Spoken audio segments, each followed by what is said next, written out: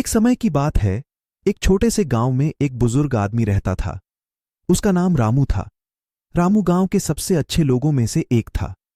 वह हमेशा अपनी सभी खुशियों और दुखों को दूसरों के साथ बांटने का प्रयास करता था।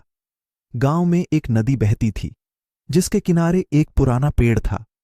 ये पेड़ बहुत ही बड़ा और सुंदर था। लोग इसे संगीत कहते थे, क्योंकि इस पेड़ से बहुत सुंदर संगीत की तरह कोंपलें बजती थीं जब भी हवा चलती थी। रामू के पास इस पेड़ की बहुत ही पुरानी एक कहानी थी। वह कहते थे कि जब वह बच्चा था तो उसने इस पेड़ के नीचे बहुत समय बिताया था। रामू बचपन में इस पेड़ के नीचे अपने दोस्तों के साथ खेलता और मस्ती करता था। वह इस पेड़ को अपना दोस्त मानता था। एक दिन गांव में भयानक बारिश हुई। बारिश इतनी जोर से पड़ रही थी कि लोगों के घरों के सामने के खासी हिस्से तक जल भर गया था। रामू को बहुत चिंता हो रही थी कि कहीं उसका प्यारा संगीत पेड़ बारिश की तेज बूंदों से नष्ट न हो जाए।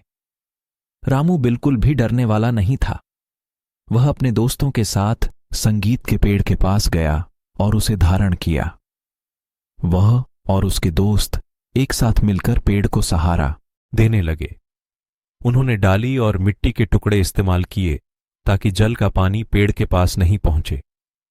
बारिश थोड़ी देर बाद रुकी और संगीत का पेड़ सुरक्षित रहा।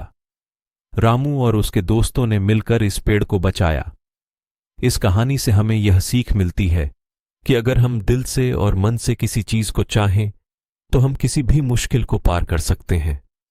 रामू ने अपने दोस्तों के साथ मिलकर उस संगीत के पेड़ को बचाया, जो उसके लिए बहुत महत्वपूर्ण था। इसके साथ ही इस कहानी से हमें यह भी सीखने को मिलता है कि हमें अपनी मानसिकता को हमेशा पॉजिटिव रखना चाहिए और हमें किसी भी परिस्थिति में हार नहीं माननी चाहिए।